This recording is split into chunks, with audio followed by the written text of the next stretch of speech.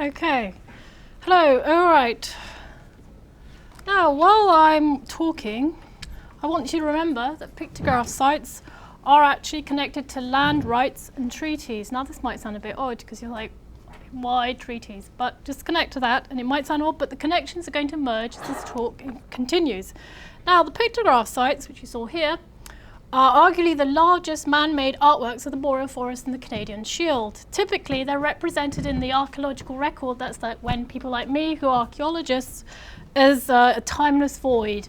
In Canada's great narrative is the Great White North, which I'm sure you've always heard of.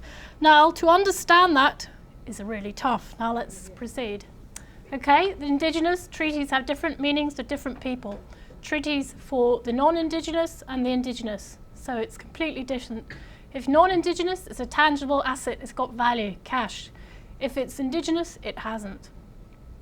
So it's completely different. All right, you don't have to concentrate on reading them, just remember there's these two differences. Okay, now pictographs are indicators that the indigenous people were in a given region, really important.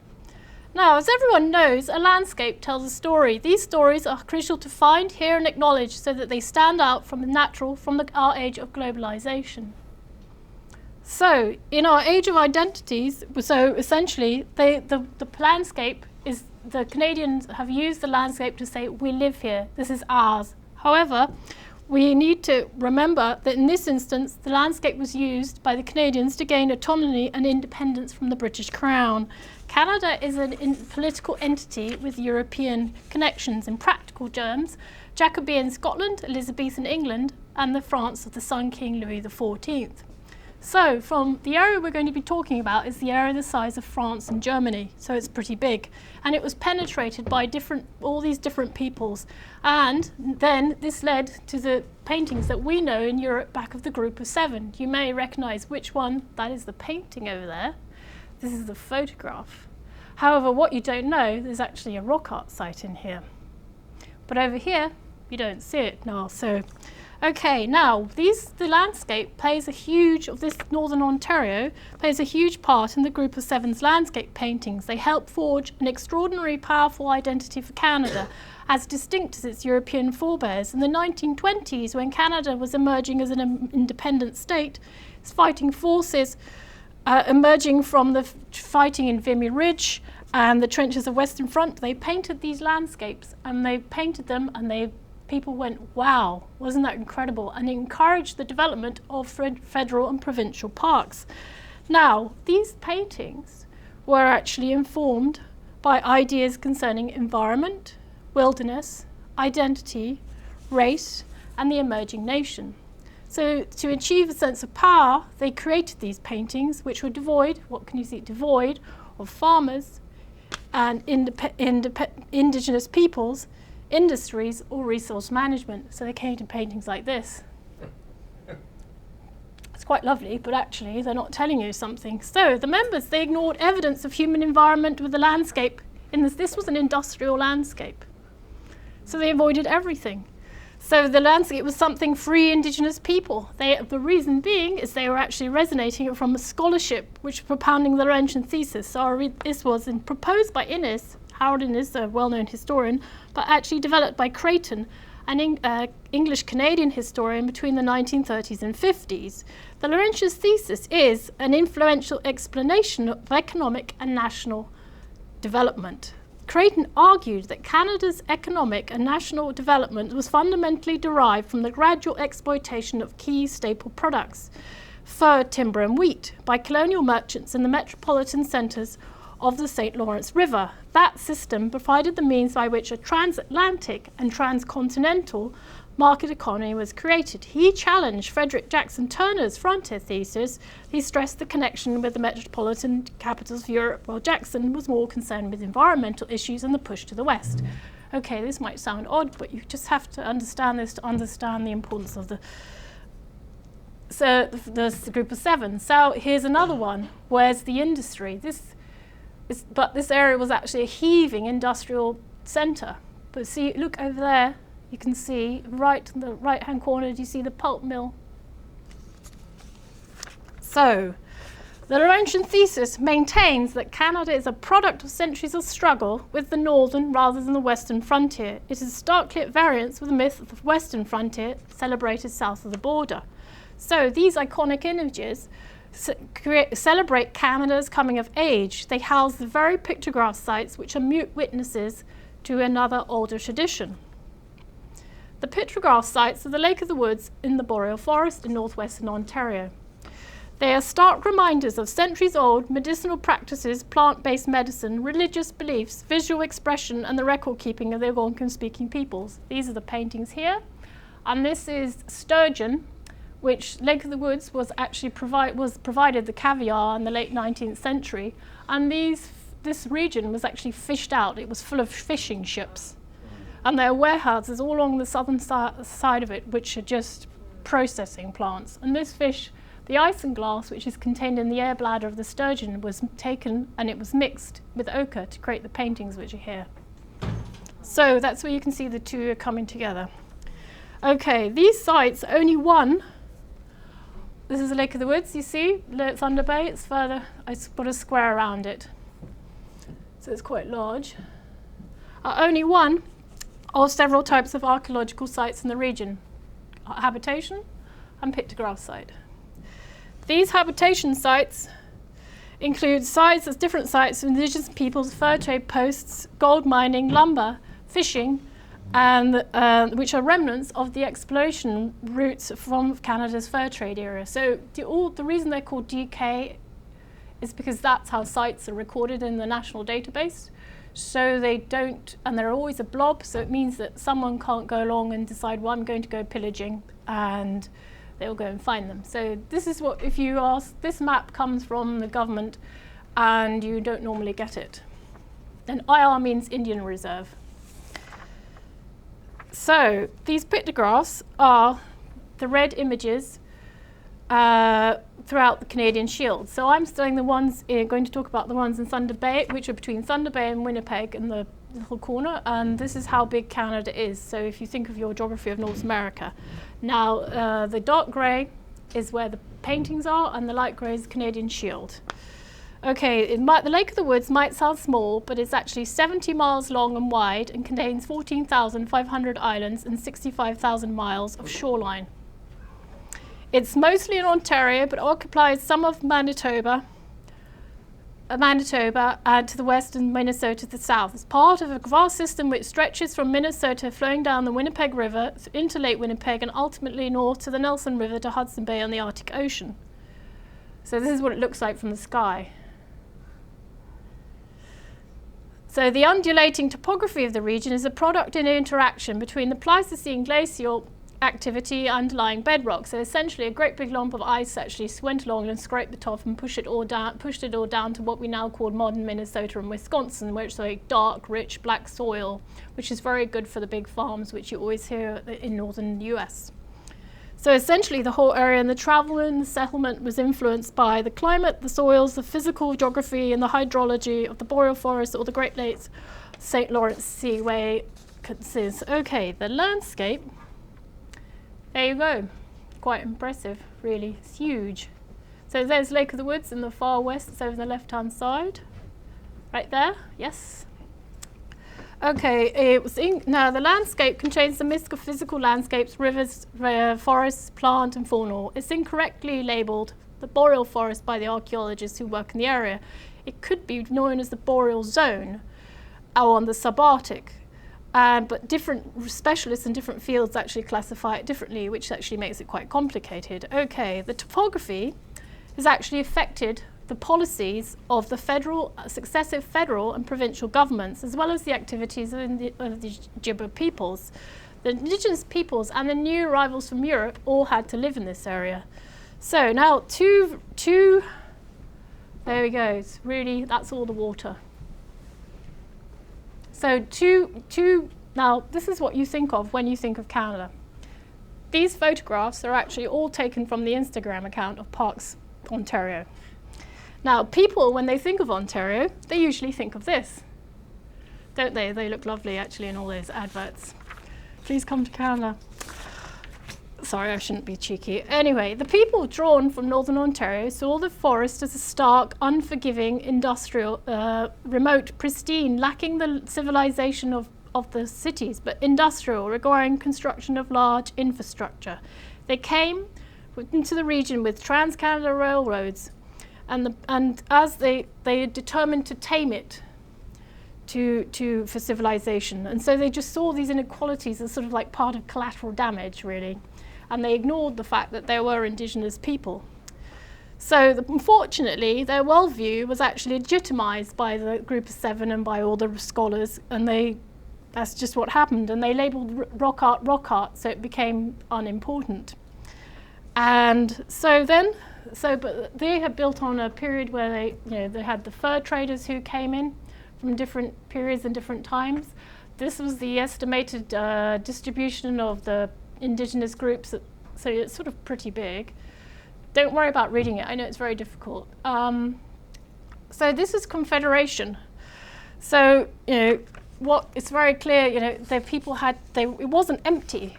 So the people at the time realized they had to make treaties as regards what was happening, and it affected water levels and and distribution of resources. Now, the area that I'm particularly concerned with is Treaty 3, which there it says 1873, and the 3 means Treaty 3. It usually means it's the third one that's happening. It's down there, thank you very much. And the indigenous groups here actually were known. They managed the land and the fisheries for generations, and they actually supplied the fur trade, because the fur trade route went through the St. Lawrence, down through the Great Lakes, up to into the area where it says 3 in 1873, and they provide all the wild rice, all the game, all the food to all the forts which are to the west and to the south and to the east. Because it took 3 years if you went from Montreal all the way over to the west by canoe and all the way back again. So all the food had to come from somewhere, and it came from there. So the reason it was signed so late in 1873 is because these people were actually agriculturalists, even though we now, unfortunately, we call them hunter-gatherers, but they weren't. They were bargaining with the federal and the provincial government, saying, we know the international border goes through here, we want to make sure we've got enough on our side because we've got a good eye what you're doing, because we've been watching all these other treaties going on. So they knew something was happening. So at the time of Confederation, the indigenous peoples were viewed with reference to a larger colonial project where the landscape was reimagined, where the indigenous people were entirely absent or existed as spectres with a singular identity. However, they were distinct and individual. But they were relatively remote from the great cities to the south and the east. So it was part of what was called the North, a blank slate to be conquered, and it was viewed as untouched wilderness. So what does this essentially term? Legally, this term is called terra nullis, which has effectively erased the indigenous landscapes, and it replaced them with a preconceived idea of what was wilderness, enabling the landscape to be physically, socially, conceptually cleared for colonial settlement. Terra nullis, which is a defunct term now, essentially provide legal cover for colonial activities. Now, it's important now, especially I don't know if you're watching what's happening in the news, the lands, people are being arrested, and this term, terra nullis, is coming back. Can you say that, Tim? Terra nullis. Oh, terra nullius. It's really important because essentially it's the legal term whereby land can be used, and people can be removed and arrested because they have no rights. It means land of nothing or something. Land of nothing. Nobody's land. Yeah. Literally. Yeah. So people are being arrested.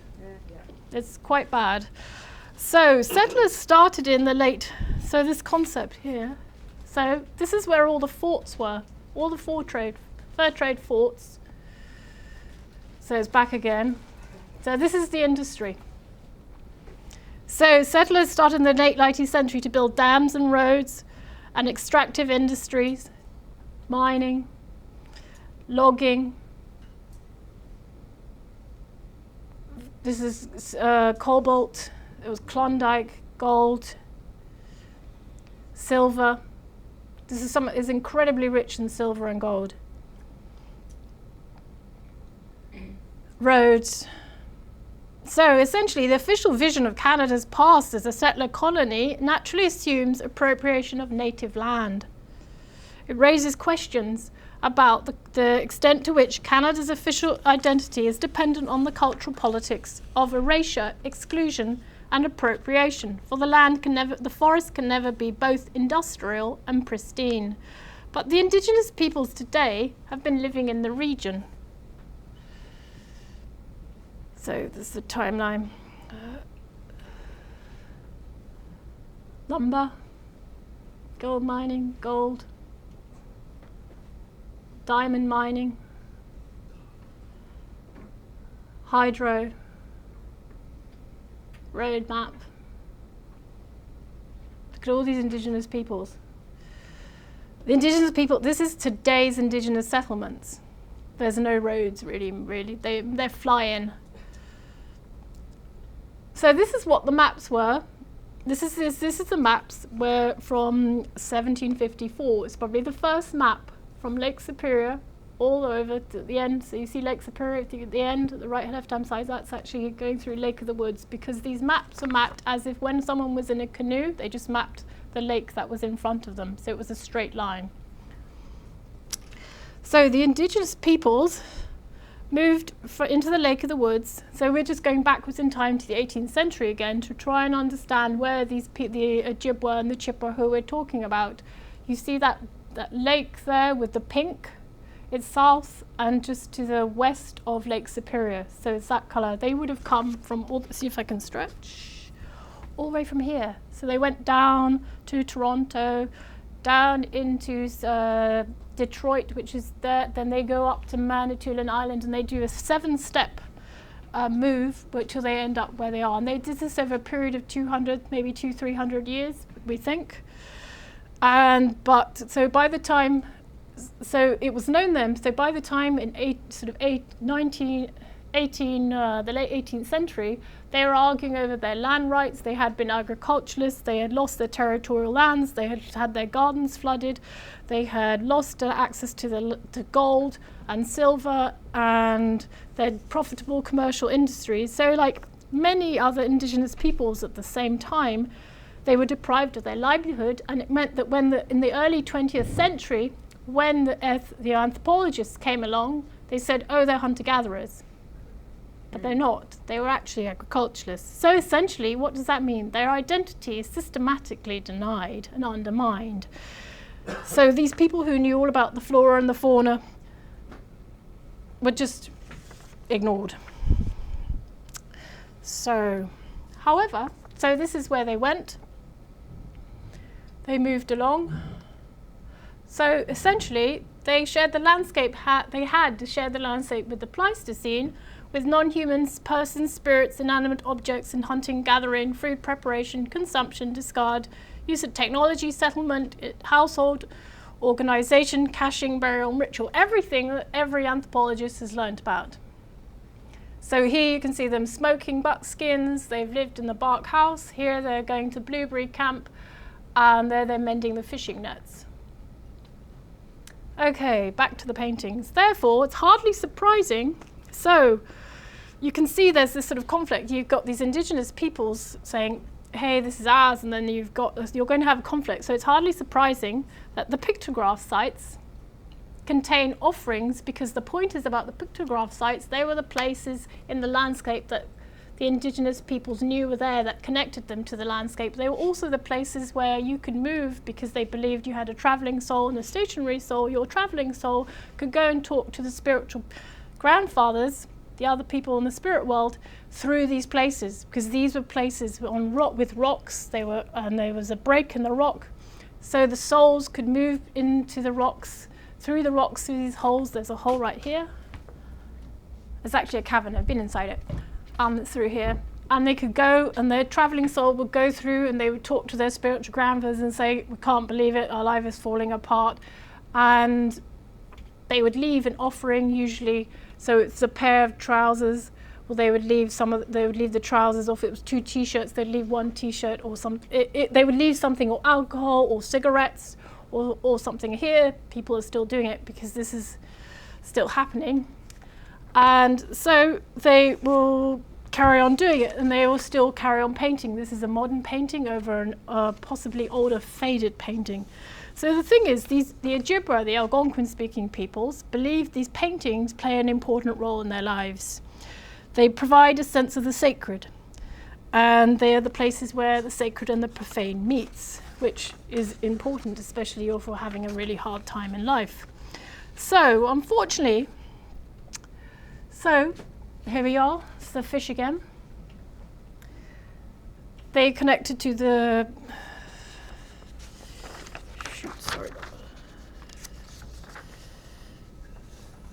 So it was important that it was natural. So when they had the crisis, they sought to the shaman. So you have these different types of shaman. You have the Mide at the top, and you have the Jessakid, and you have Middaywin Lodge there. So you go and see different types of people, different types of shaman according to the different type of magic that you want.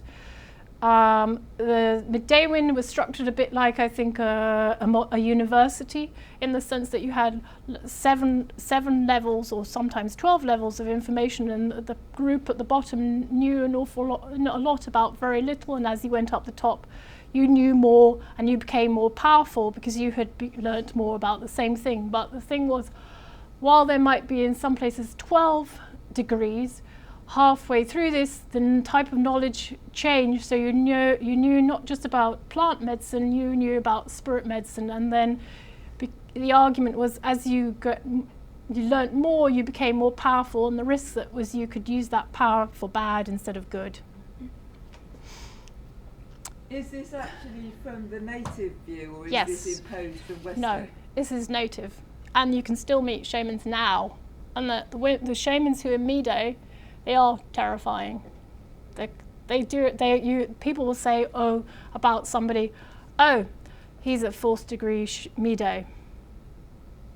So it's still happening. This was recorded in the 19th century, before those modern ethnographers came along. So this is how they recorded the stories, the origin law using these images. These are the same on the birch bark scroll.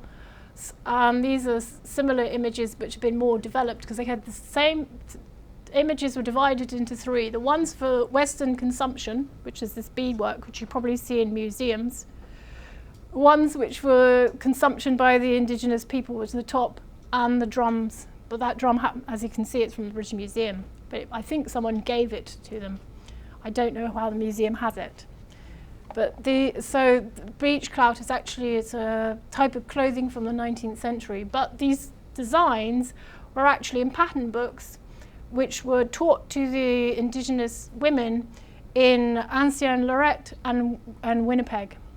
So the women went to learn all these designs because they knew they could make them for the tourist market. So they were manipulating everything so that all the colours and the shapes have particular meanings for the indigenous people, and they have absolutely no meaning for the white. We just think they're pretty, but actually, for example, strawberries, are always found on the path. As when someone dies, they'll see strawberries on the path on your way to heaven. So we might think, oh, they're pretty, but actually that's an indicator about something. So these images are actually mnemonics, and each one will mean something to the shaman who's reading it, and that will trigger a body of information. So while it might be sensibly, it was named a massacre scroll by the person who collected it, which was the massacre of Le Vendredi's son in the mid-17th century, about when 3 Jesuits and the son of the man who was the fur trader came. It may mean something else entirely different, but from the Western sense it's called massacre scroll, but the Ojibwa aren't going to tell some white folk now. It's just not going to happen. So we see them, they're like, this is just one example because they're in moose hair, they're bitten onto birch bark, or they're etched. So the Mide actually know how to use these images in the scroll, and they still use them now.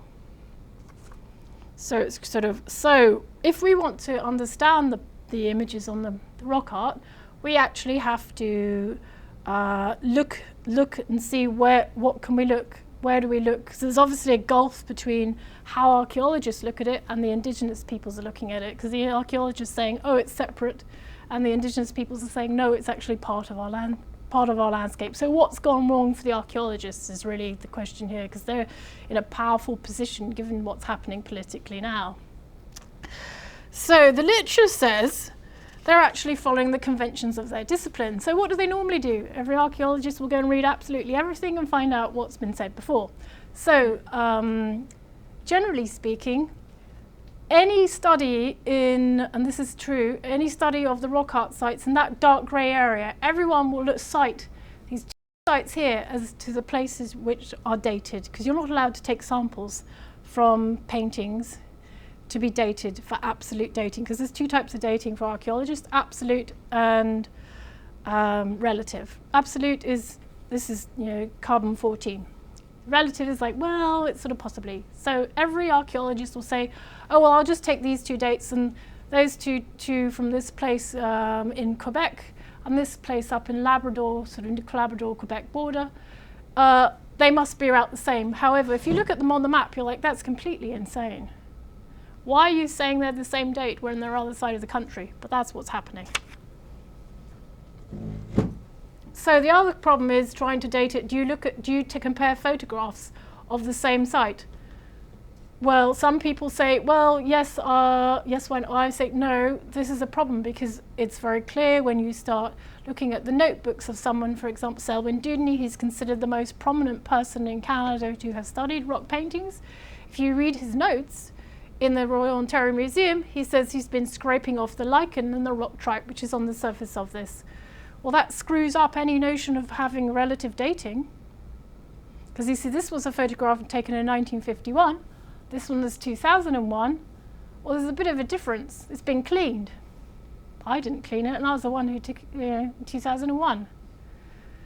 And I spoke to the lady who took it in 1951, and she said she didn't clean it. But if you see all the photographs in all the books of the same site, it's completely different. And you're just like wondering, well, what's happening? And then you read his notes, which he doesn't put in his books.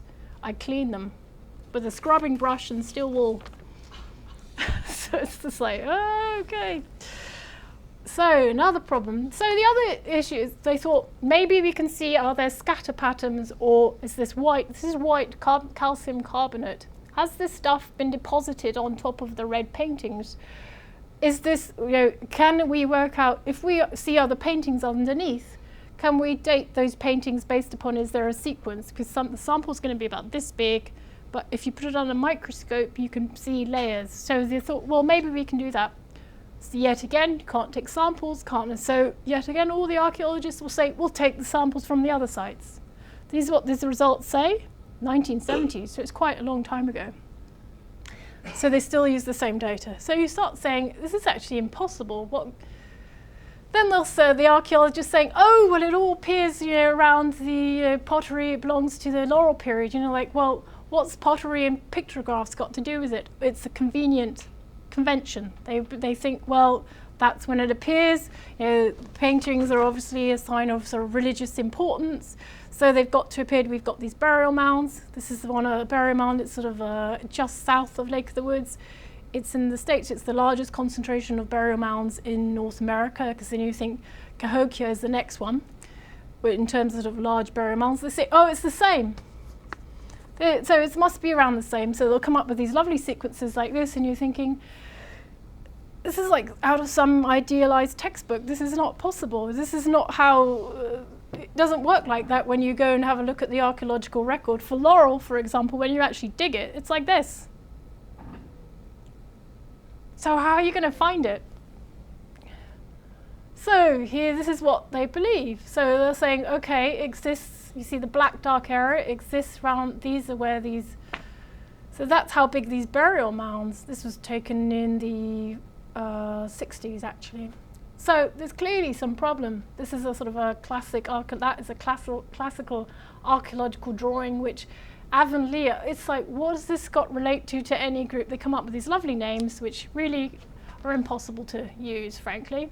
So that plus, when you analyse all the historical records, you go through the ethno-historical records, you look at the DNA and the mitochondrial DNA, and you look at the research methods, you go, this is a disaster, what can you do?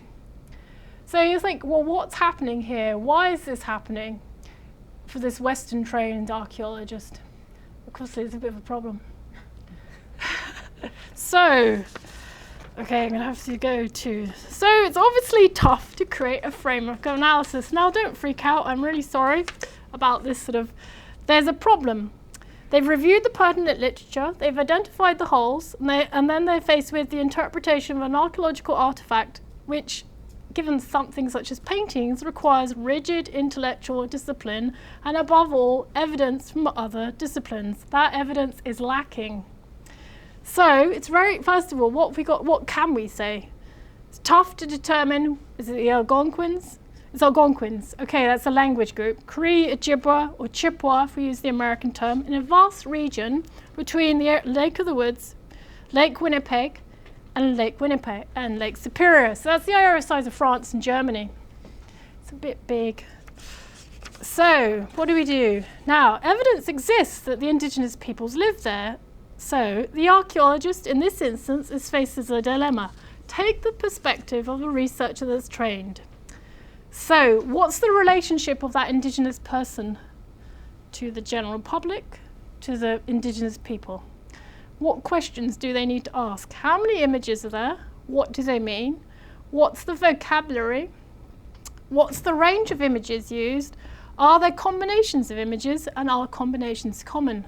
Horrible questions when you're just faced with a sort of big gaping chasms. So that Western educated archaeologist faces the research question of picking the tools and the frameworks that help them to answer it, be comfortable with their own methodological assumptions, be prepared to talk to those indigenous people, because realize they'll say, we hate you, because you're not thinking about what you're doing, you're not being aware of the fact that other people have alternative opinions, that you are possibly from the colonialist point of view, and you are possibly English speaking, so you've been trained in a completely different way, and you have your own framework. Have you identified your framework?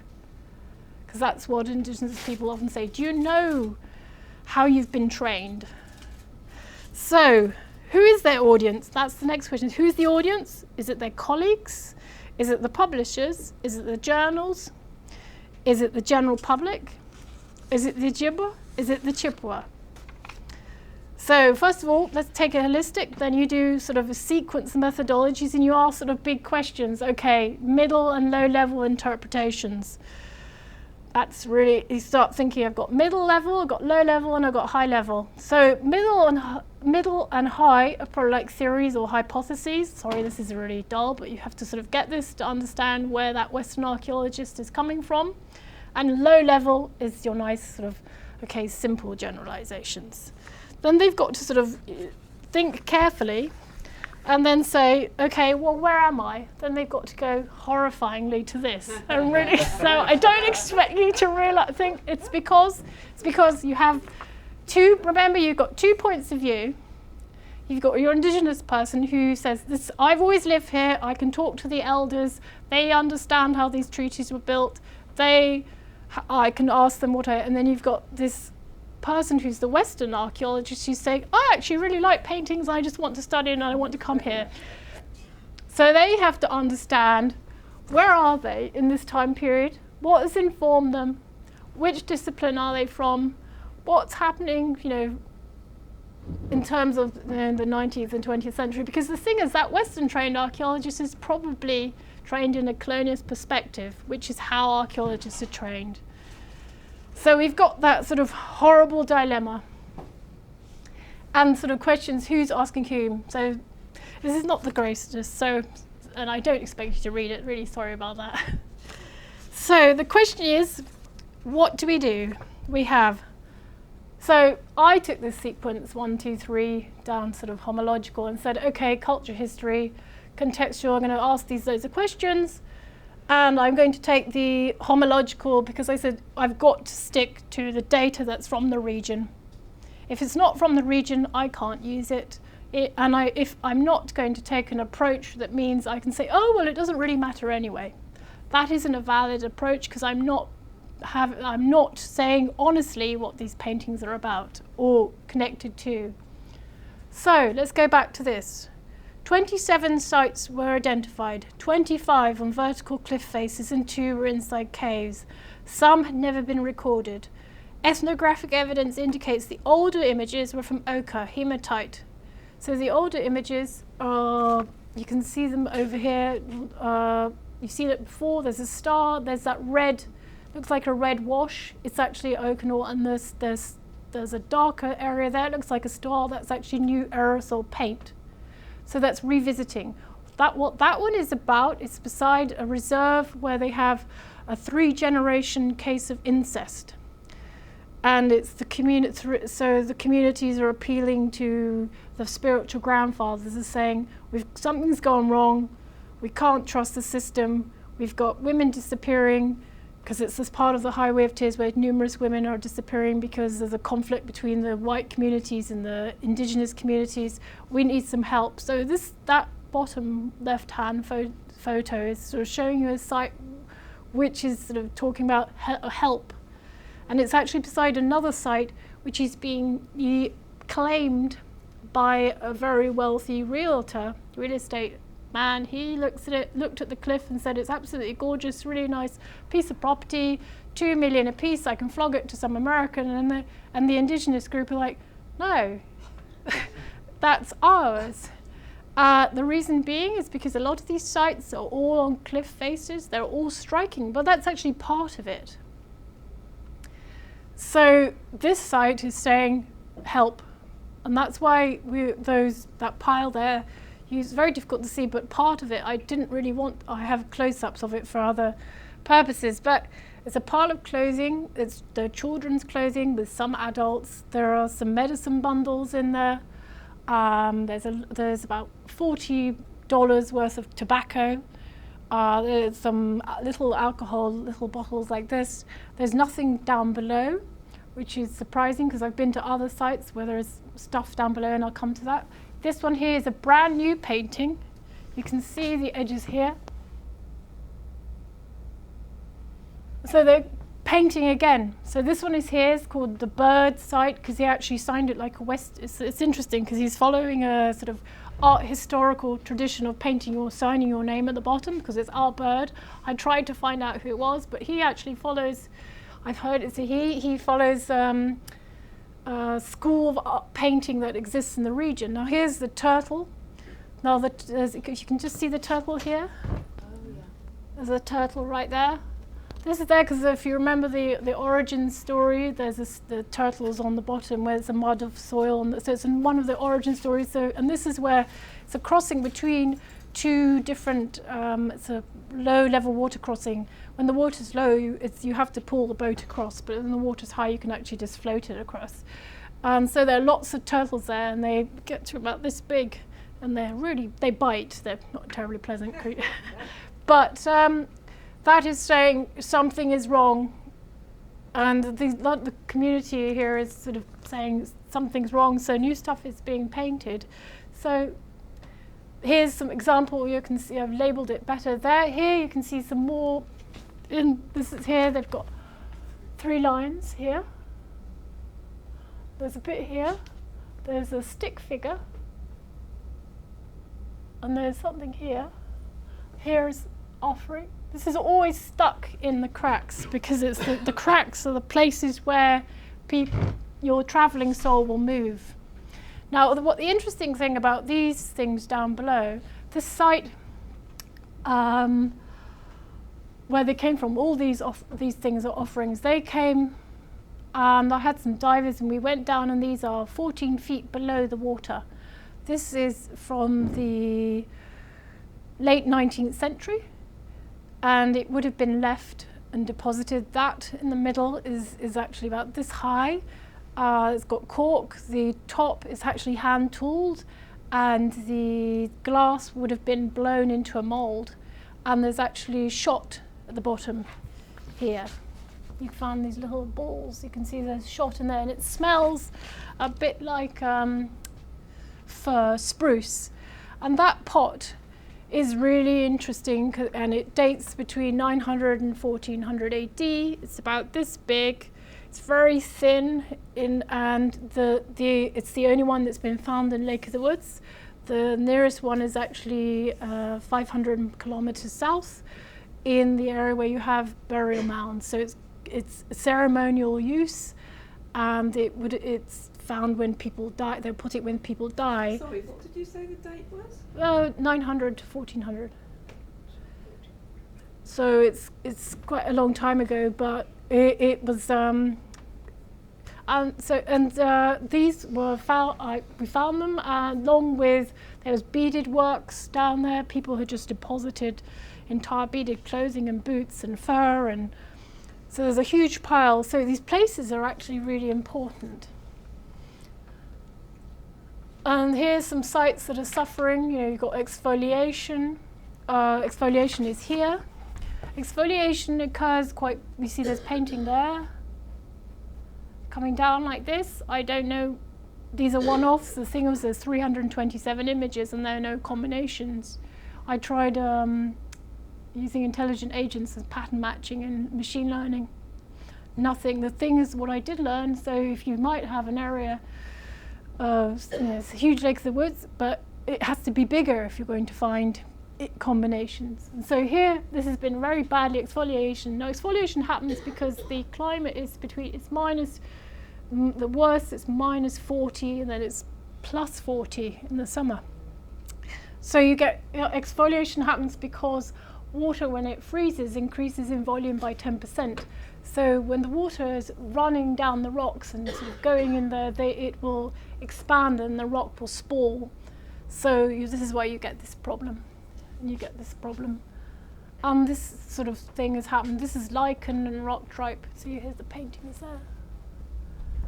So it's still being used, but they're suffering. And so this is this is the sort of the site up here, and this is the largest. There's the site here. Here's the sign. But you'd be in a boat down here. So we had to sort of climb up there. So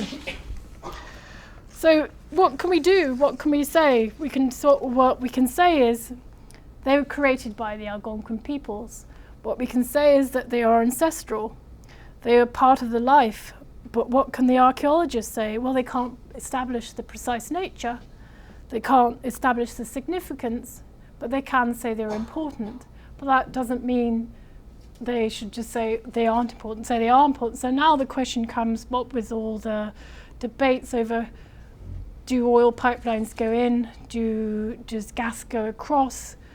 These sites are even more important because it's now are they alive? They're not heritage. They're not part of provincial parks, even though when you see provincial parks now, they look quite pristine, but they're not. They were working areas. So the thing is, these sites are important.